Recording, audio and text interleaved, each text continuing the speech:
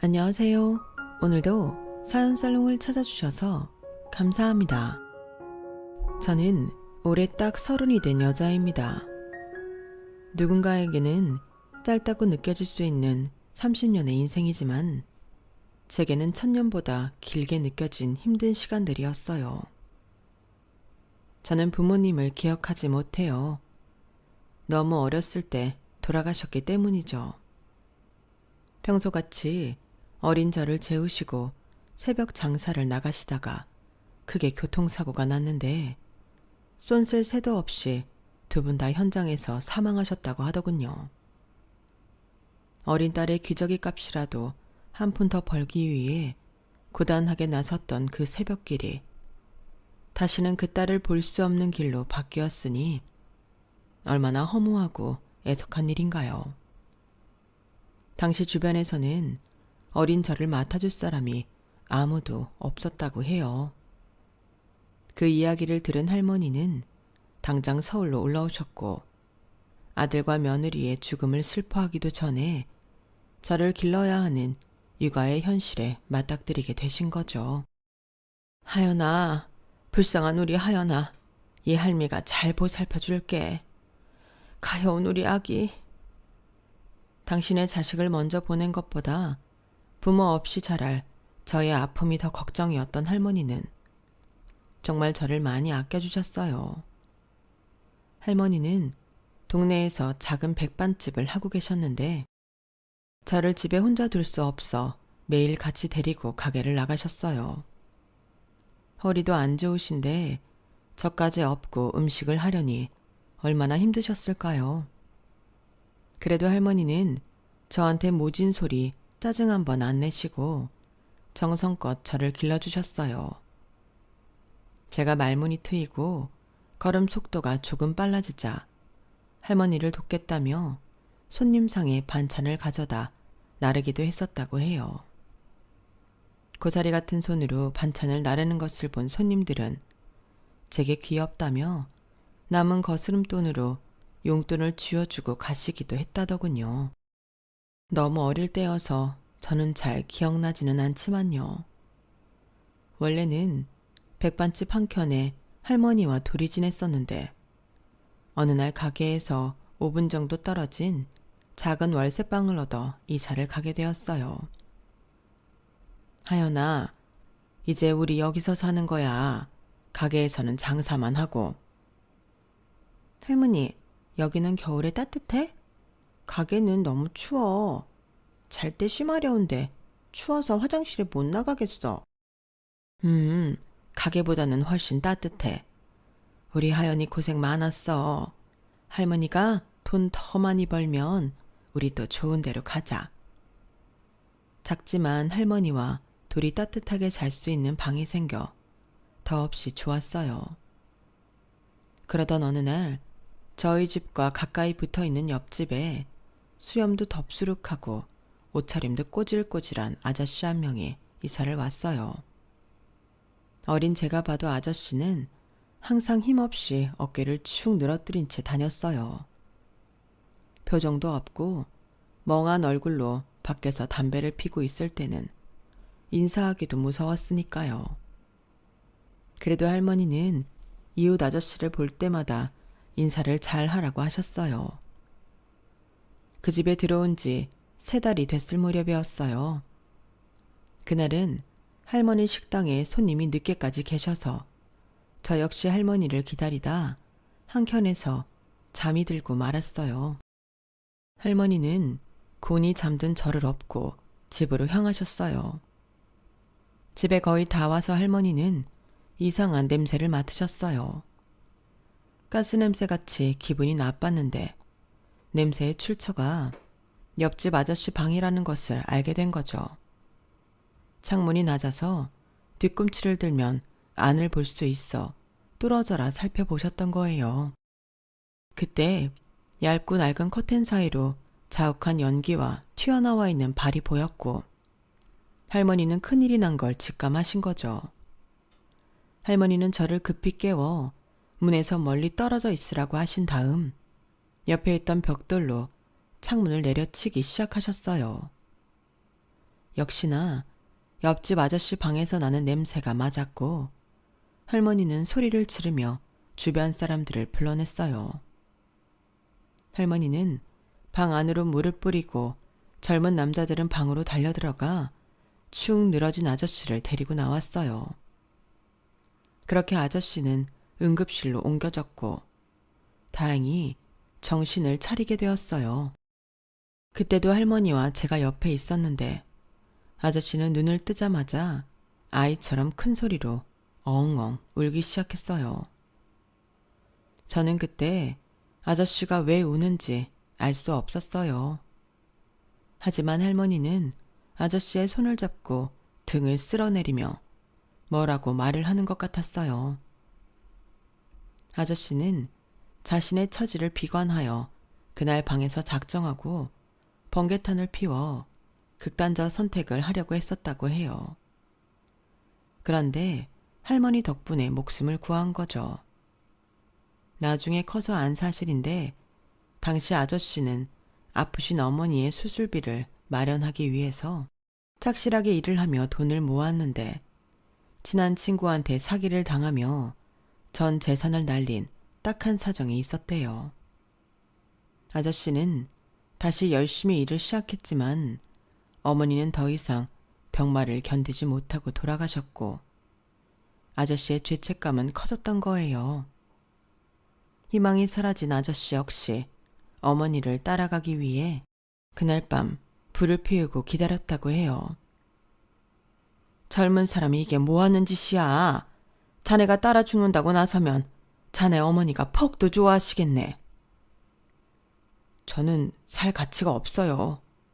저 때문에 어머니가 돌아가신 거예요. 제가 사기만 당하지 않았더라면.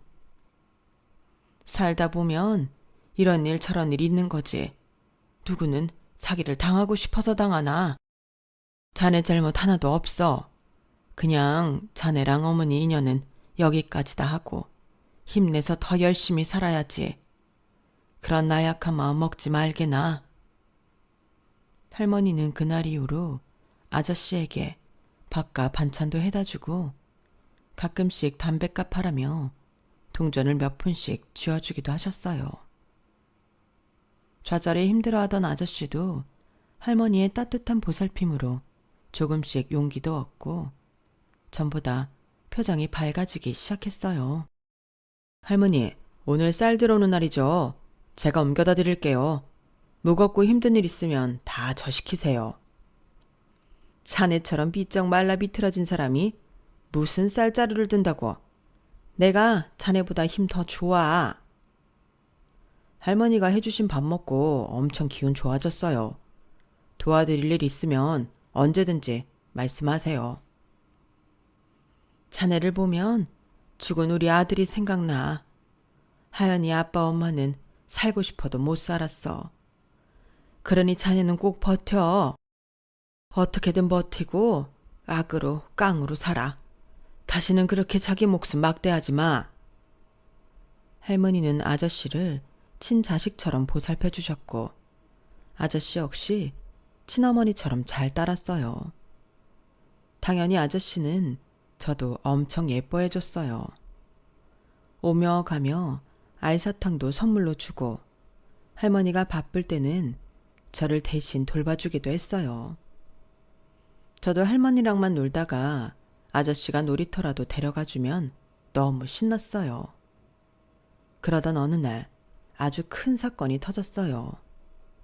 그날도 바쁜 할머니 대신 아저씨가 저를 봐주고 있었는데 아저씨가 화장실에 있는 사이 제가 가스레인지 쪽으로 가 조심하지 못하고 뜨거운 국물을 뒤집어 쓴 거예요. 오른쪽 관자놀이부터 어깨, 팔, 다리까지 되었고 저는 너무 아프고 놀라 울지도 못하고 바닥에 누워 있었어요. 저를 발견한 아저씨는 급하게 병원으로 옮겼지만 대인 자국이 심상치 않다는 의사의 말을 듣고는 주저앉았어요. 놀란 할머니가 달려왔고 전신에 붕대를 칭칭 감은 제가 아플까 앉지도 못하고 눈물만 계속 흘리고 계셨어요.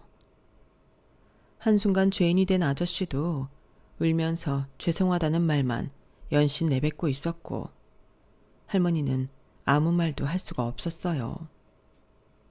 그 후 치료를 받았지만 제 전신의 오른쪽에는 보기 싫은 화상 자국이 남게 되었어요. 할머니는 몇 날 며칠을 우시다가 누군가에게 들었는지 피부 복원 수술을 꼭 시켜주시겠다며 전보다 더 열심히 백반장사를 하셨어요.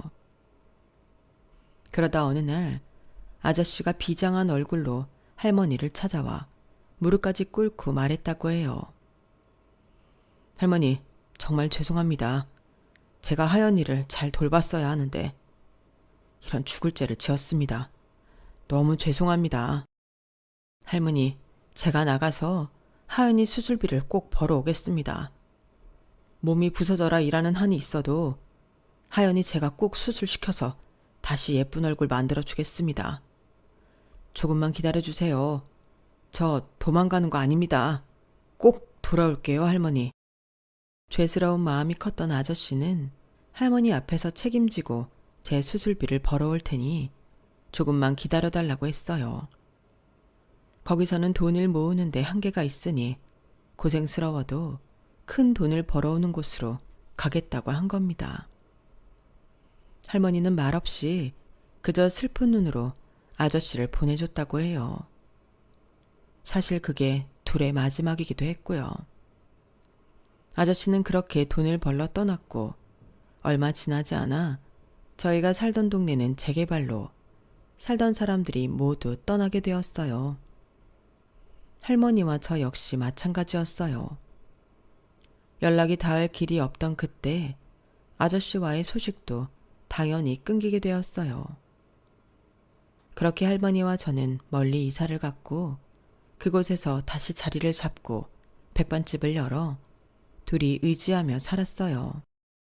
집안은 가난하고 어려웠지만 저를 아껴주는 할머니가 계셨고 비록 화상 자국이 남았지만 두 발로 걷고 움직이고 웃을 수 있다는 사실에 감사하며 살았어요.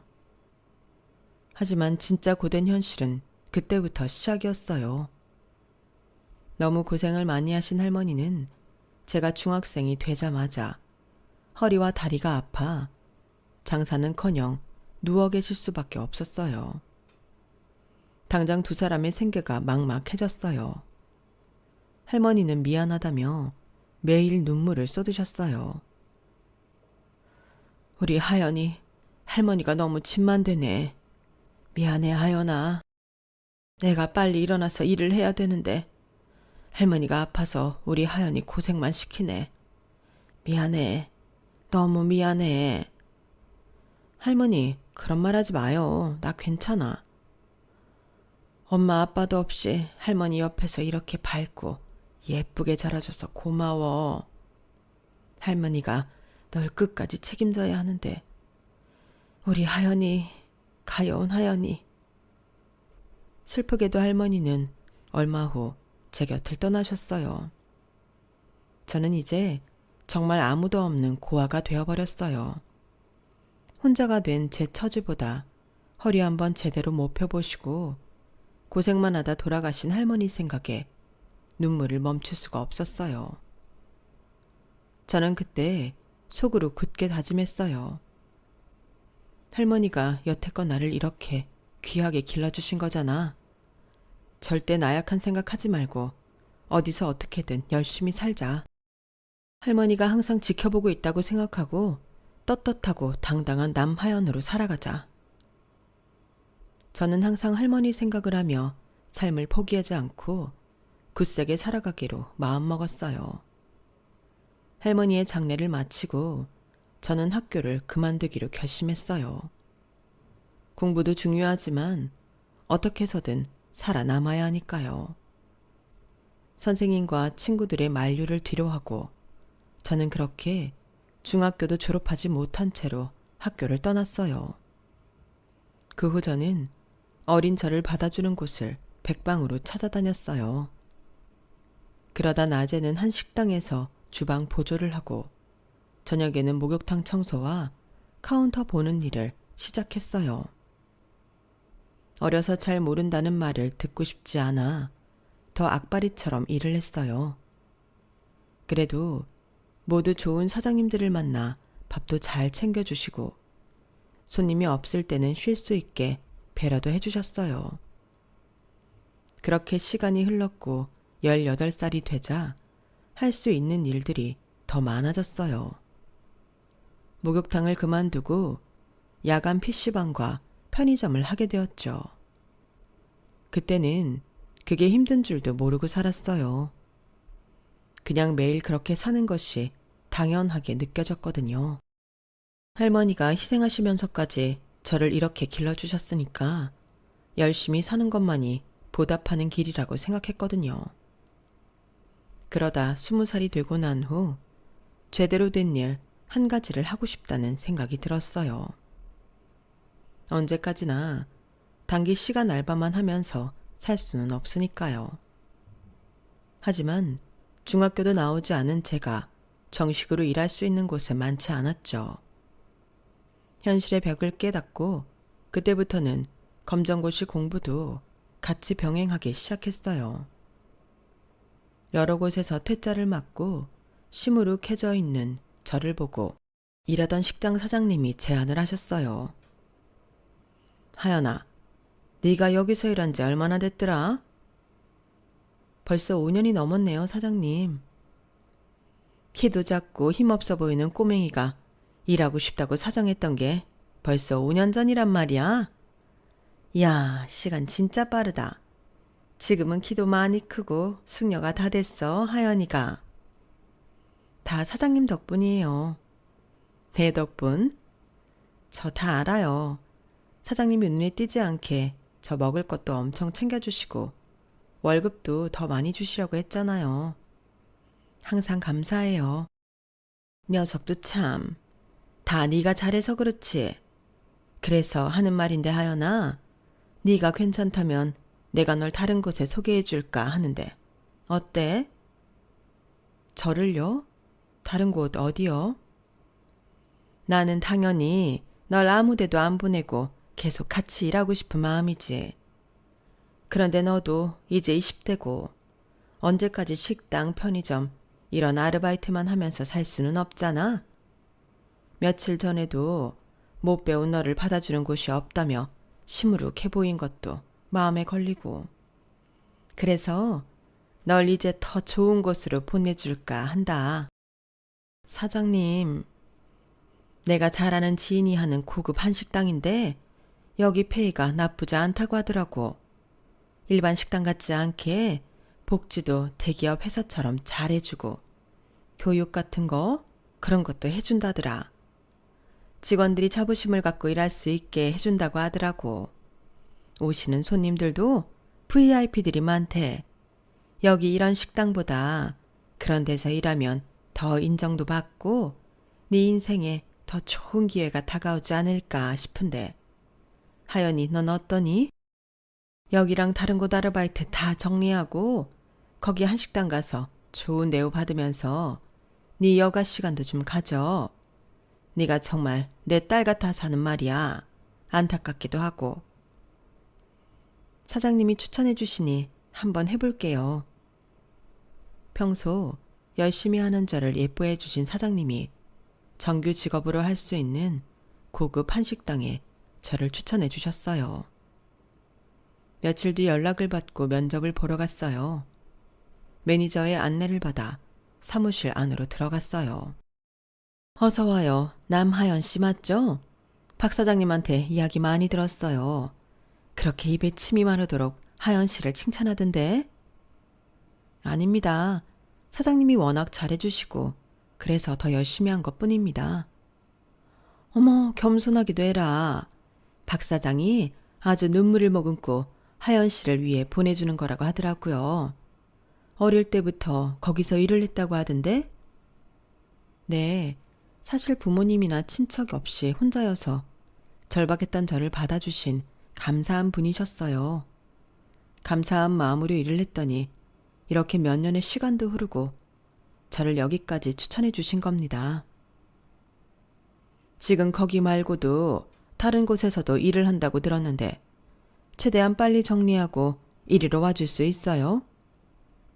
그럼 절 뽑아주시는 건가요? 당연하죠. 복지나 업무관에서는 밖에 매니저가 안내해 줄 거예요.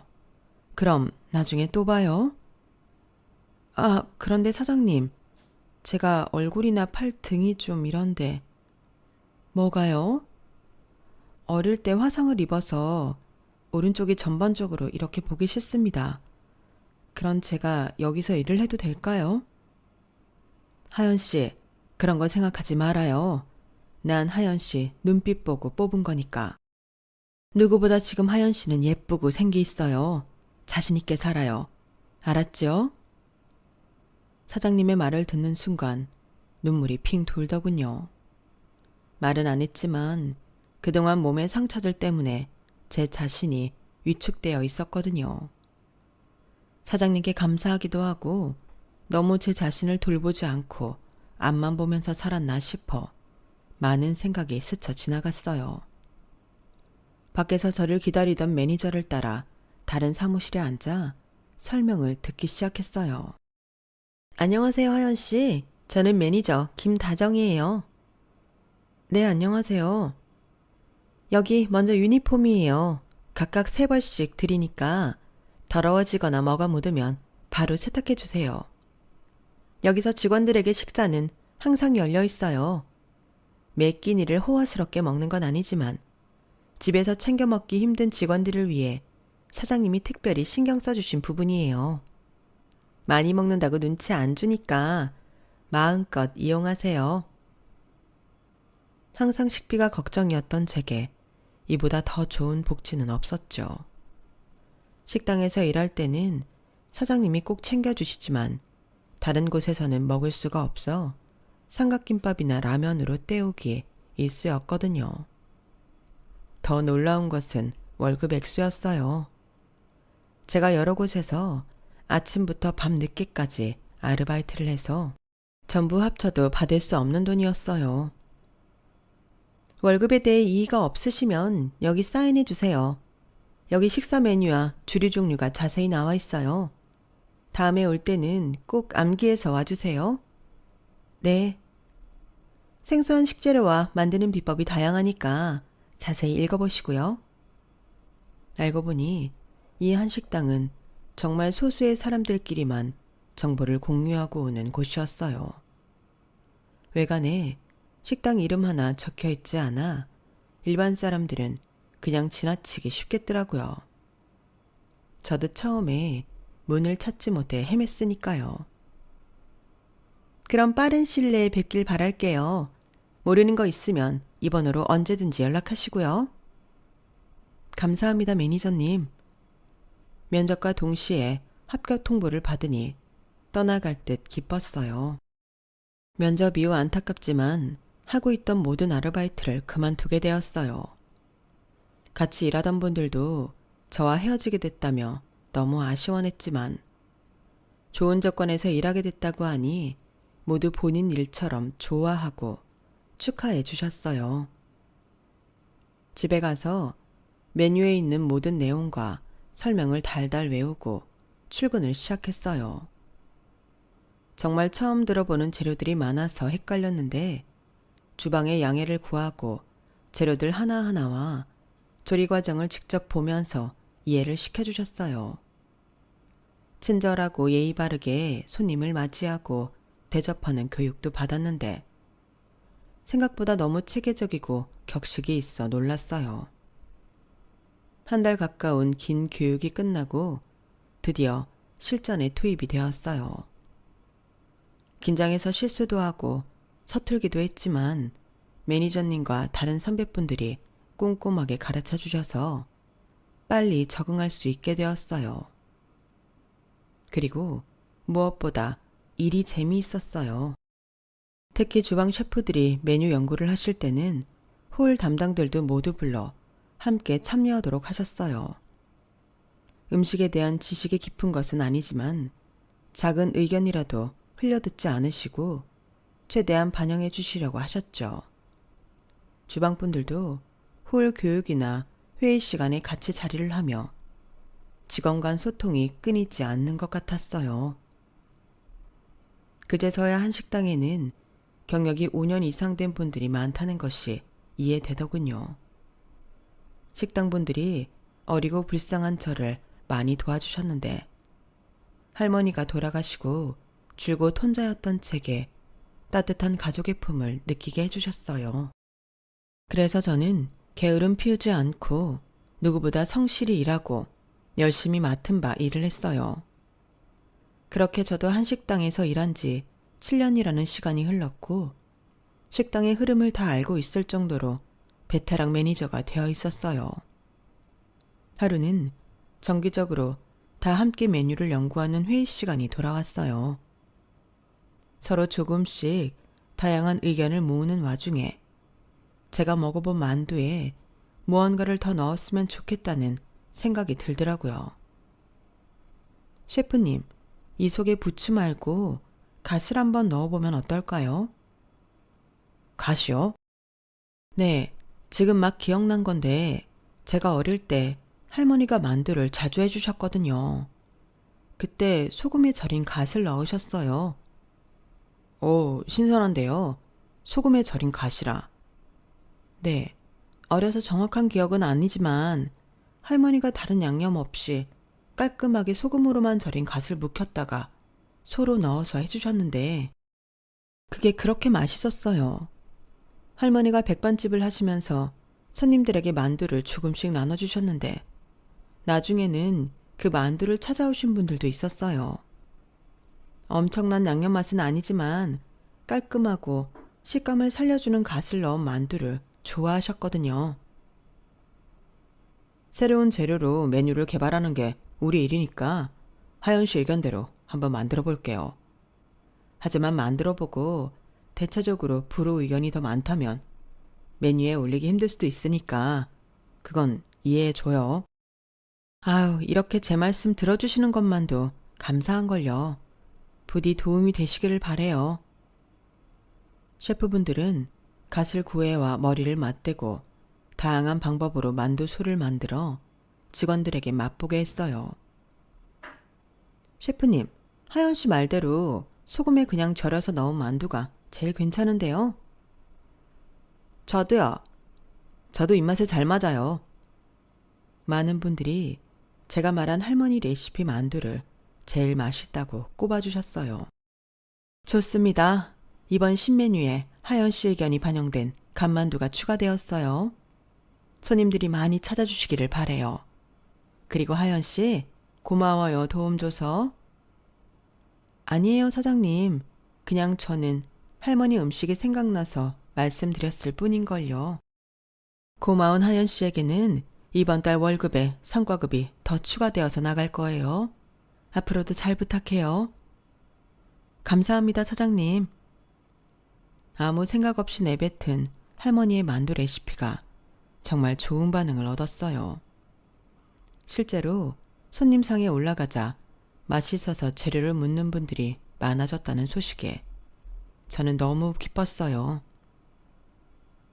하연 씨, 맛보기용으로 나간 만두가 반응이 좋아서 따로 사갈 수 없냐고 손님들이 문의를 하세요.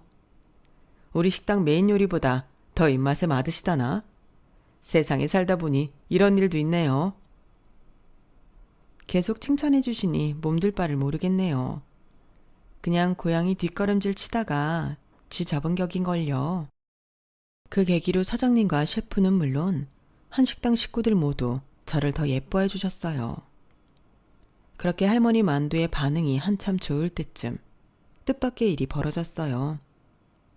저녁 마감 시간이 임박해서 손님 한 분이 늦게 예약을 했다는 사실을 알게 되었어요. 사장님, 이분 예약을 어떻게 할까요?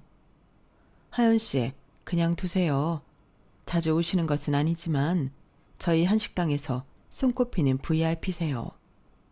항상 혼자 늦게 오셔서 묵묵히 식사를 하다 가시죠.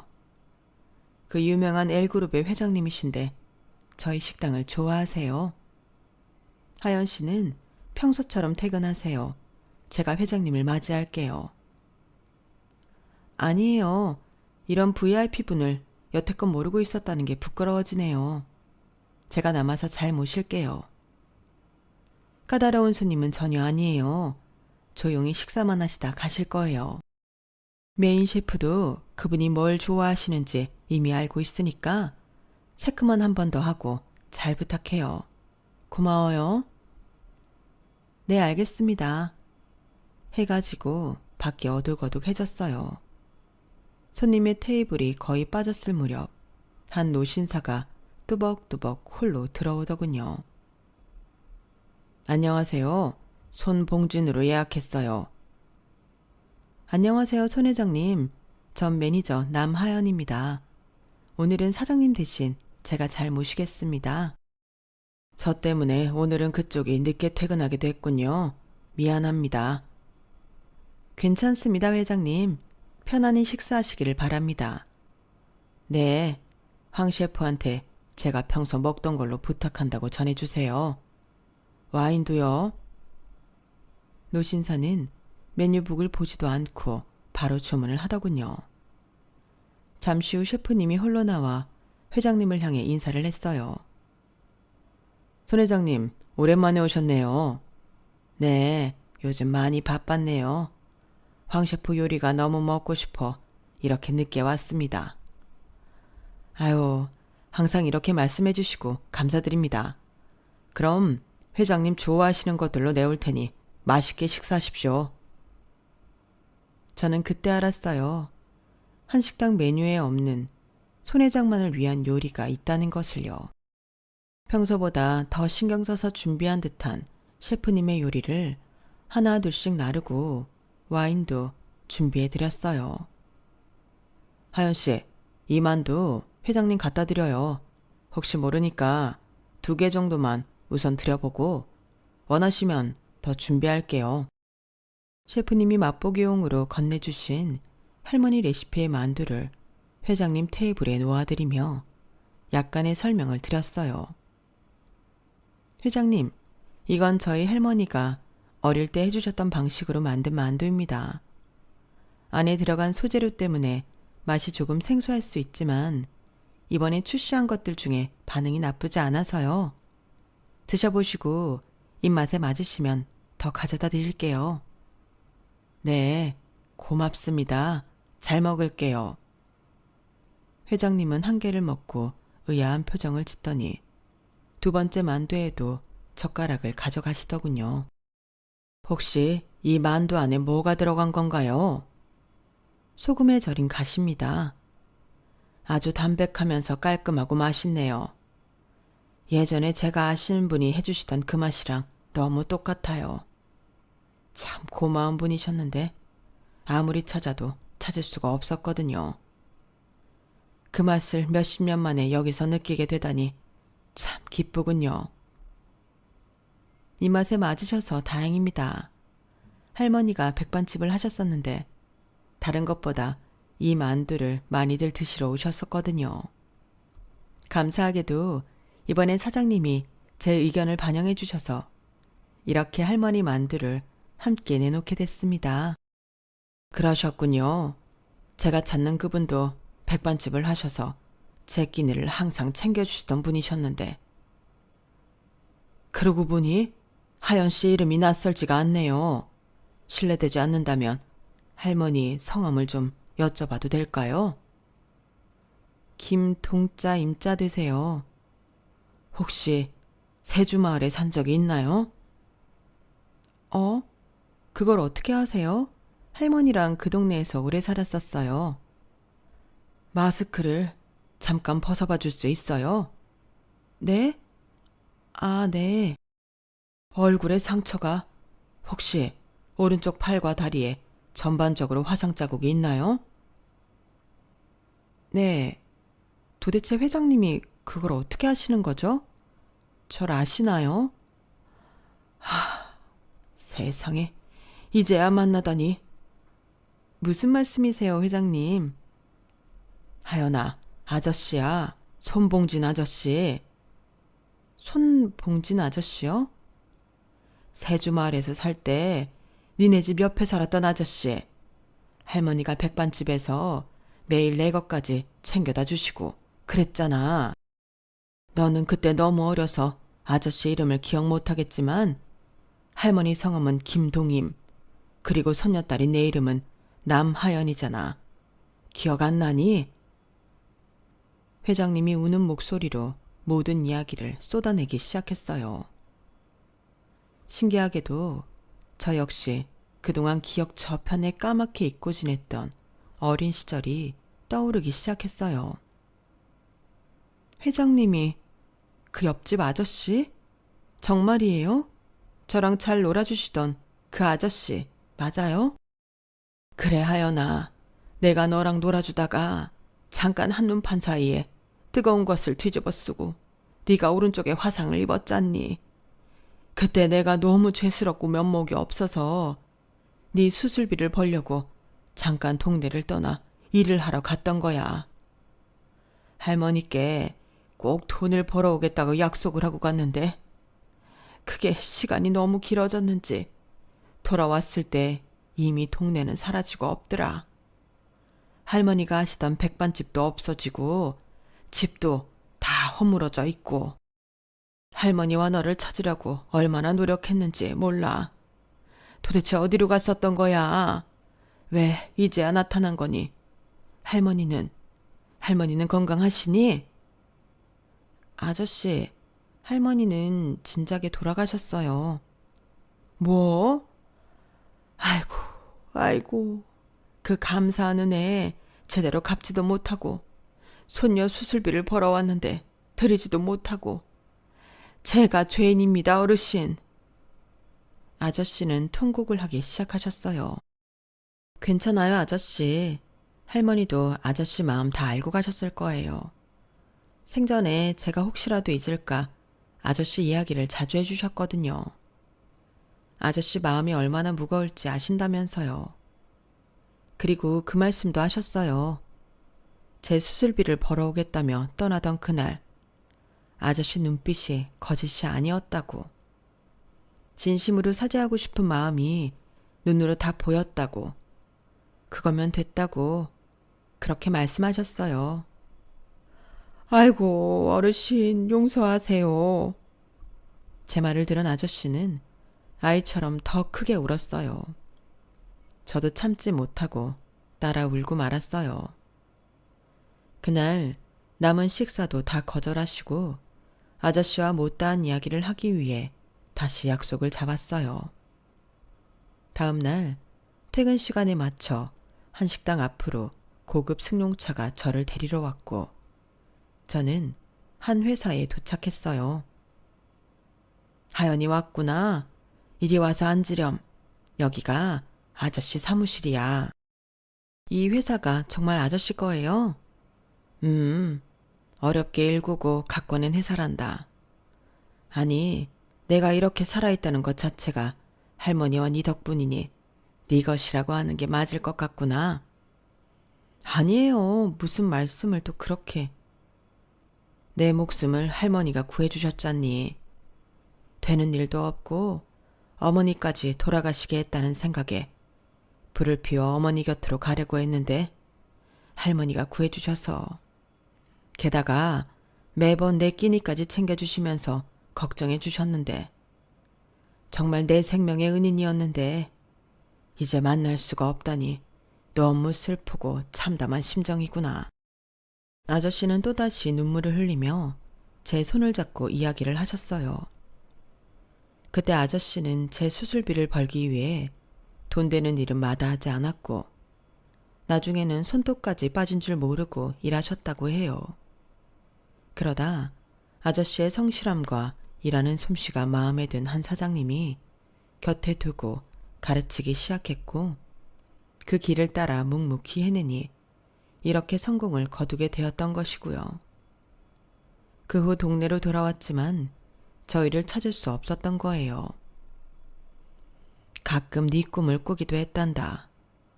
화상을 입은 널 들쳐업고 응급실로 뛰어가던 그날의 모습이 나타나더구나. 항상 네 상처가 마음 한켠에 죄책감으로 남아 괴로워하고는 했었거든. 할머니와의 약속을 꼭 지키고 싶었는데 이제 더 이상 뵐 수가 없다니. 할머니와 네 생각을 하며 내가 여기까지 버텨왔던 건데. 아저씨, 그만 우세요. 너라도 이제야 만난 것에 감사하며 살아야겠구나. 하연아, 할머니와 지키지 못했던 늦은 약속을 이제라도 네 앞에서 다시 하고 싶구나. 그래도 되겠니? 무슨 말씀이세요? 나는 일만 하고 사느라 결혼도 안 했고 자식도 없단다. 너를 내 딸처럼 생각하고 앞으로 내게 최고로 좋은 것만 다 해주고 싶단다. 네? 무엇이든 필요한 게 있으면 다 아저씨한테 말하렴. 그리고 이제서야 약속을 지키는 나를 용서해 다오. 그날 이후 아저씨는 쉬지 않고 제게 필요한 것들을 물으셨고 작은 도움이라도 주시려고 노력하셨어요. 하루는 저를 불러 말씀하시더군요. 하연아, 내가 우리나라 최고의 의사를 미리 모셔놨단다. 피부 세포계에 있어서는 엄청난 실력자셔. 그래서 말인데 네 화상자국 수술을 해주고 싶구나. 화상자국을요? 완전 100%로 돌아가긴 힘들겠지만 지금보다는 훨씬 좋아질 거야. 아저씨, 고맙습니다. 아니야, 그런 말 하지 마. 내가 진작 당연히 해줬어야 하는 수술인데 너무 늦어 미안하구나. 그리고 하고 싶은 일 있니? 뭐든 말하렴. 거기 한정식 식당 그만두고 네가 하고 싶은 거 다 해. 다 아저씨가 해줄게. 아니에요. 거기는 제가 일을 하면 할수록 재미있고 활기를 느껴요. 이번에 만두도 제 의견이 반영되어서 만들어졌고 이렇게 아저씨도 다시 만날 수 있게 됐잖아요. 그리고 같이 일하는 동료분들도 정말 너무 가족 같고 좋아요. 제가 거기서만 벌써 7년째 일하고 있는걸요. 그래? 그렇다면 그 일을 계속하면서 못다한 공부를 다시 해보는 건 어떻겠니? 공부를요? 할머니 돌아가시고 중학교도 졸업하기 힘들었다며. 이 어린 것이 혼자 살아나가느라 얼마나 힘들었을꼬. 너만 괜찮다면 다시 공부도 시작해서 졸업장을 따면 좋겠구나. 검정고시를 한때 준비하다가 중간에 흐지부지 되어 안타까웠는데 제가 다시 공부를 할 자격이 있을까요? 하연아, 그런 말 하지 마. 네가 하고 싶은 거, 배우고 싶은 거 아저씨가 다 서포트 해줄 거야. 넌 충분한 자격 있어. 제게 이번 생에 다시 공부에 도전하는 일은 없을 거라고 생각했는데 아저씨 말에 눈시울이 절로 붉어지더군요. 한때 중학교도 졸업하지 못했다며 정규직 취업이 어려워 좌절했던 때가 있었으니까요. 하연이 네가 특별히 살고 싶은 지역이 있니? 아무래도 출퇴근이 편한 곳이면 좋겠지? 가까운 곳에 집을 하나 마련해 줄게. 편하게 지내렴. 집이요? 아니에요. 괜찮아요, 아저씨. 저한테 너무 많이 해주시는 것 같아요. 네가 작은 단칸방에 혼자 있다고 생각하니 아저씨 마음이 좋지 않아. 안전하지도 않고. 그리고 면허는 있니? 아니요. 운전할 줄 몰라요. 그럼 당장 내일부터 운전학원 끊어줄 테니 면허부터 따보자. 면허 나오면 네가 타고 다닐 만한 예쁜 자동차 한 대 뽑아줄게. 가볍게 끌고 다니렴. 그리고 또 하연이한테 뭐 해줄 게 없으려나? 아저씨는 계속 제게 뭐라도 하나 더 해주고 싶어서 고민하시는 것 같았어요. 하루아침에 잊고 지낸 아저씨를 만나 제 인생이 달라지는 것 같았어요. 이게 다 할머니 덕분인데 정작 그 할머니의 은혜를 제가 다 받는 느낌이었어요. 그 후 정말 아저씨는 제게 아늑한 집과 자동차를 선물해 주셨어요. 좋은 과외 선생님도 붙여주셔서 퇴근 후 집에서 중학교 공부도 다시 시작했고요. 그리고 무엇보다 아저씨가 소개해 주신 훌륭한 의사분께 몇 차례나 되는 피부 재건 수술을 받았고 정말 눈에 띄게 화상 자국이 흐려졌어요. 아저씨가 그날 방에서 구출되어 새로 시작할 수 있었던 것처럼 저도 수술 후 새 삶을 살게 된 기분이었어요. 덕분에 전보다 더 자신 있는 모습과 목소리로 즐겁게 식당에서 일하고 있고요. 요즘 아저씨는 잊지도 않은 제 미래의 남편을 걱정하고 계시답니다. 하연아, 네 남편이 괜찮은 사람이라면 내 회사를 물려줄까? 집은 아파트가 좋니? 아니면 단독주택이 낫니? 아기 생기면 무조건 튼튼한 차로 바꿔줄게. 아저씨, 저 지금 남자친구도 없어요. 내가 너무 앞서갔나? 한때는 고되고 힘든 삶이었지만 지금은 더할 나위 없이 행복하고 좋답니다. 할머니 덕분에 다시 맺어진 아저씨와의 인연에 감사드릴 뿐이에요. 할머니도 하늘에서 보시면서 얼마나 좋아하실까요? 결국에는 약속을 지킨 아저씨를 얼마나 칭찬하실까요? 내일은 아저씨와 할머니 모신 곳을 함께 가기로 했어요. 이제 울지 않고 웃는 얼굴로 할머니를 만나러 갈 거예요. 그리고 저는 갑자기 달라진 제 삶에 자만하거나 안주하지 않고 지금까지 그래왔던 것처럼 계속 성실하고 착한 태도로 삶에 임할 거예요. 할머니께서 잘 길러주신 그에 대한 보답의 의미로요. 제 사연은 여기까지입니다. 들어주신 모든 분들, 소중한 인연들과 곁에 기적처럼 행복한 일들이 가득하기를 바랍니다. 여러분, 사연 댓글에 응원과 현명한 조언 부탁드려요. 좋아요와 구독은 저에게 큰 힘이 됩니다. 오늘도 좋은 일 가득하세요.